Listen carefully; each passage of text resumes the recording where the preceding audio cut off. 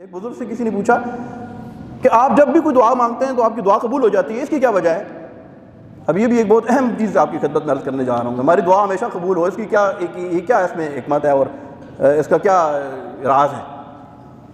انہوں نے کہا میرے دعا کے قبول ہونے کی وجہ ایک یہ ہے کہ جب میں گھر سے نکلتا ہوں جو مجھے ملتا ہے سب کو دعائیں دیتا ہوں، جس کی وجہ سے میں جو دعا مانگتا ہوں اللہ قبول کر لیتا ہے. یہ بہت ساری احادیث کا خلاصہ ہے. نبی پاک صلی اللہ علیہ وسلم نے ارشاد فرمایا جب کوئی بندہ اپنے مسلمان بھائی کی غیر موجودگی میں اس کے لیے دعا مانگتا ہے تو ایک فرشتہ اللہ تبارک و تعالیٰ کی جانب سے اس کے سر پر مقرر ہو جاتا ہے جو یہ کہتا ہے کہ اے اللہ یہ جو دعا اپنے بھائی کے لیے مانگ رہا ہے یہ دعا اس کے حق میں پہلے قبول کر. ہم اپنے بھائی کے لیے دعا مانگے، فرشتہ ہمارے لیے دعا مانگے.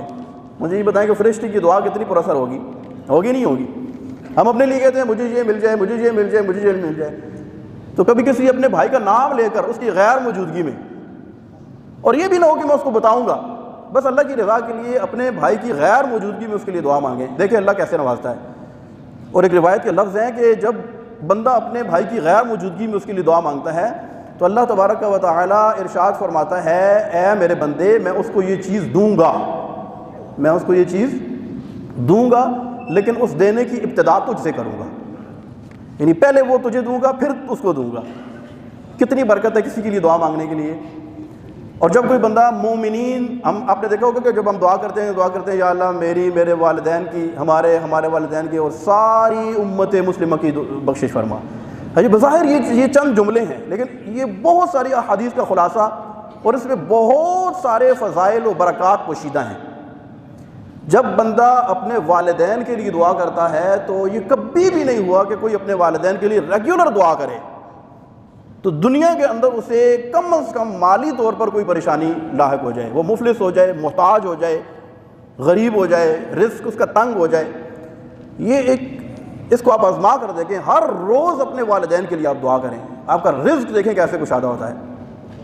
اور ہم جب سب مومنین کے لیے دعا کرتے ہیں تو حدیث میں آتا ہے کہ جب کوئی بندہ کسی مومن مرد یا عورت کے لیے بخشش کی دعا کرتا ہے تو اللہ تبارک و تعالیٰ اسے اس کے بدلے میں ایک نیکی عطا فرماتا ہے.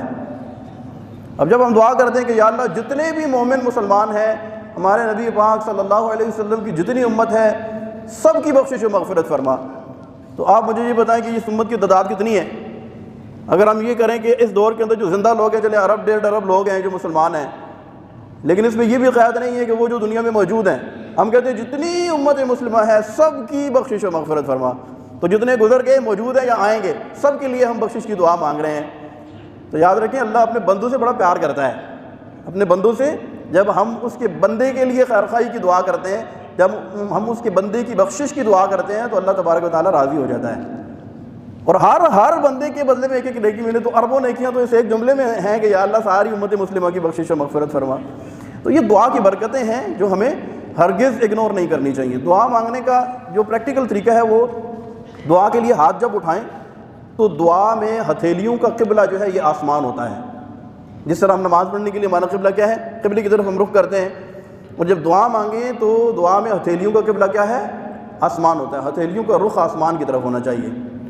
اور ہاتھ اٹھانے کے جو طریقے ہمیں سکھائے گئے ہیں وہ یہ ہیں کہ ہاتھ اس طرح اٹھائیں کہ سینے کی سیدھ میں ہو یا کندھوں کی سیدھ میں ہو یا چہرے کی سیدھ میں ہو، یا اتنے اوپر اٹھائیں کہ بغلوں کی سفیدی نظر آئے.